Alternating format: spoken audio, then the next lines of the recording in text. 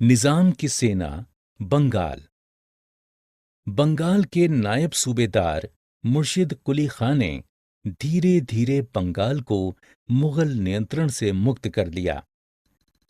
हालांकि वो कभी सूबेदार नहीं बना, लेकिन उसने बंगाल को नियंत्रित करके प्रभावी ढंग से सत्ता अपने हाथ में ले ली।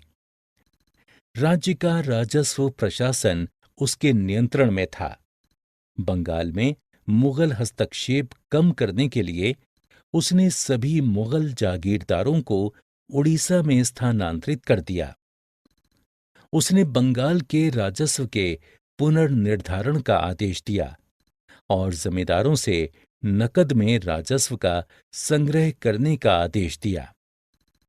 इससे बहुत से जमींदारों को महाजनों तथा साहूकारों से उधार लेना पड़ा। जो लोग धन जुटाने में असमर्थ थे, उन्हें मजबूरन अपनी जमीनें बड़े जमींदारों को बेचनी पड़ीं।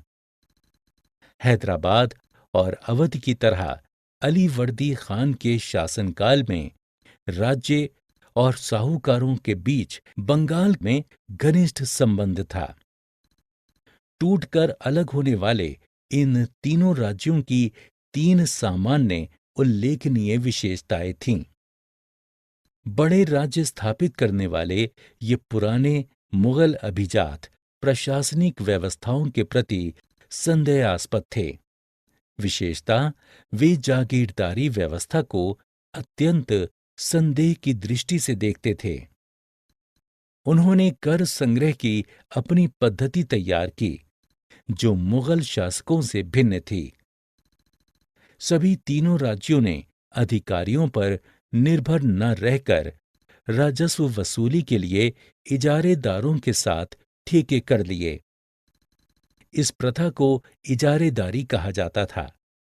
मुगलों ने इसे अस्वीकार कर दिया था। अंत में सभी तीन राज्यों ने व्यापारियों और साहूकारों से घनिष्ठ संबंध स्थापित किए। साहूकार इजारेदारों को पैसा उधार देते थे और बदले में जमीन प्रतिभूति जमानत या बंधक के रूप में रख लेते थे। इन जमीनों पर राजस्व एकत्र करने के लिए वे अपने स्वयं के कारिंदे नियुक्त करते थे।